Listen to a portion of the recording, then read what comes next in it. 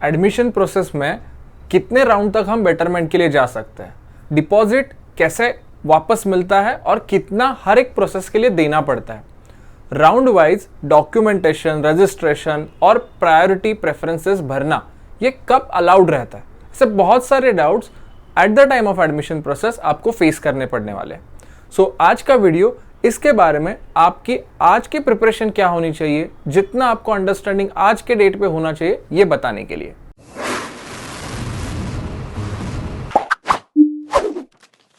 नमस्ते, मैं हूं शारंग कट्टी, आपका करियर और एडमिशन मेंटर।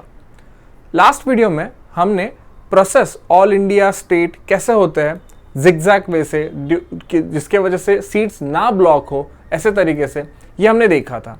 आज के वीडियो में हम ये प्रोसेस के बारे में, रजिस्ट्रेशन, उसके बाद होने वाला प्रायोरिटी प्रेफरेंस भरना और उसका रिजल्ट, ये प्रोसेस एक्चुअली कैसे होता है, जिसको हम बेसिकली काउंसलिंग बोलते हैं, ये देखेंगे।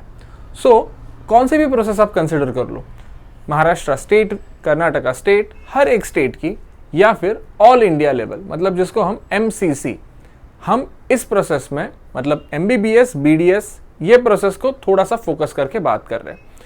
MBBS BDS प्रोसेसेस में mcc.nic.in ये जो वेबसाइट है, उसके ऊपर ऑल इंडिया के 15% हो या फिर डीम्ड कॉलेजेस हो या फिर एम्स जैसे कॉलेजेस हो, इसका एडमिशन प्रोसेस होता है। ये राउंड 1 डायरेक्टली स्टार्ट हो सकता है आफ्टर रिजल्ट। रीजन सिंपल है, क्योंकि ये प्रोसेस ऑल इंडिया रैंकिंग के बेस्ड रहता है।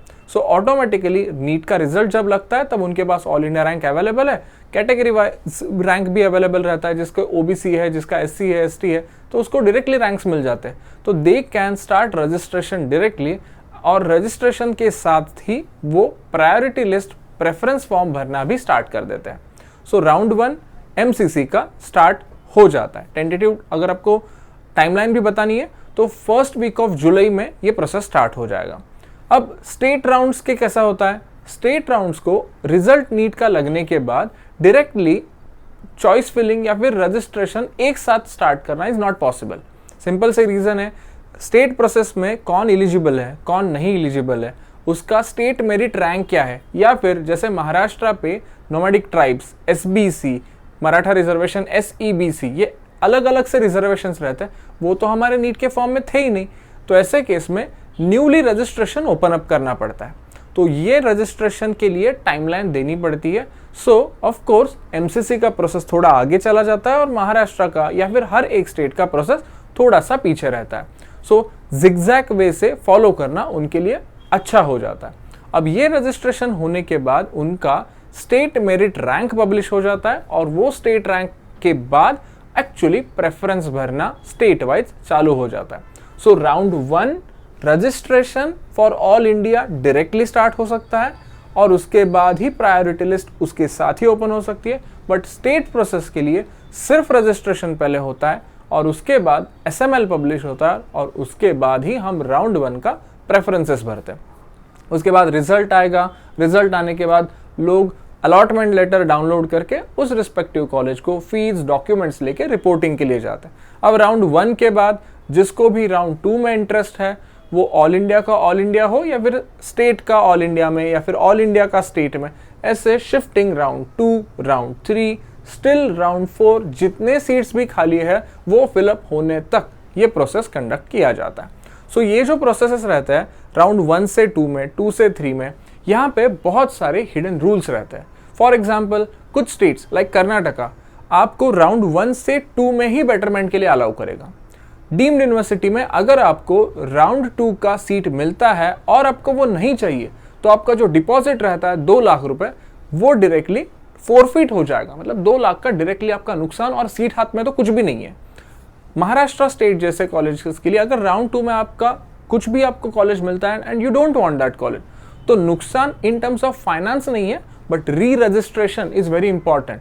इसके कुछ सैंपल्स, वीडियोस, एग्जांपल्स मैं आगे डिस्कस करने वाला हूँ, ताकि आपको तब पता चले कि महाराष्ट्र का round 1 registration is why important, and अगर महाराष्ट्र का राउंड 2 का रजिस्ट्रेशन के बाद कोई मिस करता है तो थर्ड राउंड में वो कैसे एंट्री कर सकता है। ये जो प्रोसेस रहेगा वो प्रॉपरली अंडरस्टैंड होना आपके लिए इंपॉर्टेंट रहता है।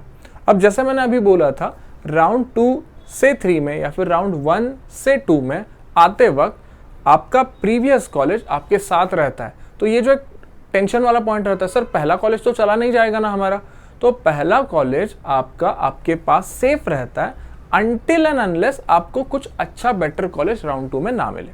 सो राउंड 2 में एक बार आपको अच्छा कॉलेज मिल गया तो ऑटोमेटिकली आपका राउंड 1 का कॉलेज दूसरे किसी को अलॉट हो जाता है और राउंड 2 का अब बेटरमेंट वाला कॉलेज आपको वहां पे जाके रिपोर्टिंग करना रहता है।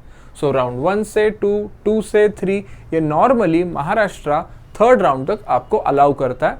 जो भी थर्ड राउंड में आपको सीट रहेगी वो आपको फाइनल मिल चुका हुआ ऑप्शन है ऐसा कंसिडर करते हुए वहां पे आपकी पढ़ाई स्टार्ट करनी है। राउंड 2 तक कर्नाटका स्टॉप कर देता है, तो जो भी राउंड 2 में आपको एडमिशन मिला है वो आपको लेना ही है, ये बता देता है। अब राउंड 2 कभी कभार बेनिफिशियल होता है कुछ स्टेट्स के हिसाब से, राउंड 3 कभी कभार बेनिफिशियल होता है कुछ स्टेट्स के हिसाब से, और राउंड 1 ही बेनिफिशियल होता है कुछ स्टेट्स के हिसाब से। बट डिटेल्स के लिए definitely you have to go through our cut off booklet, जहाँ पे आपको कट ऑफ कौन से स्टेट्स के कम से कम आते हैं और कौन से राउंड्स में आते हैं, ये थोड़ा सा सोच समझ के पढ़ाई करके, ये पेरेंट्स के लिए ड्यूटी है मेरे हिसाब से, तो ये आप देखोगे तो आपको एडमिशन प्रोसेस बहुत तब ईजी होने वाली है। अब राउंड 4 में अगर किसी को पार्टिसिपेट करना ही है तो ऐसे ही लोग पार्टिसिपेट कर सकते हैं जिनको राउंड 1, 2, 3 में कुछ भी नहीं मिला है बट उन्होंने सक्सेसफुली रजिस्ट्रेशन तो किया है। So half battle is your NEET score but remaining important battle is your admission process. So ऐसे ही इंपॉर्टेंट वीडियोज आपके लिए बनाता रहूंगा। अगर आपको ये इंफॉर्मेशन यूजफुल लगती है तो मैक्सिमम आपके जो भी नीट एस्पिरेंट्स रहेंगे, उनके पेरेंट्स रहेंगे, उनको फॉरवर्ड कीजिए। अगर आपको ये वीडियो अच्छा लगता है तो एक लाइक कर दीजिए, और अगर अभी तक आपने यूट्यूब चैनल को सब्सक्राइब नहीं किया होगा तो सब्सक्राइब कीजिए, बेल आइकॉन पे क्लिक कीजिए ताकि आपको जब भी लाइव सेशंस हो उसका भी नोटिफिकेशन मिले। अगर आपको सारे टाइमली अपडेट्स चाहिए तो हमारा एक व्हाट्सएप ग्रुप है, वो ज्वाइन कर लीजिए, उसकी लिंक आपको डिस्क्रिप्शन बॉक्स में मिल जाएंगी। और आपको कौन से भी ऐसे और अच्छे टॉपिक सजेस्ट करने हैं जिसके ऊपर हम वीडियो बनाएं तो वो भी आप चैट बॉक्स में या फिर व्हाट्सएप पे भेज सकते हैं ताकि हम उसके ऊपर भी डिटेल्ड वीडियो बना सकें। मिलते हैं नेक्स्ट वीडियो में, तब तक के लिए धन्यवाद।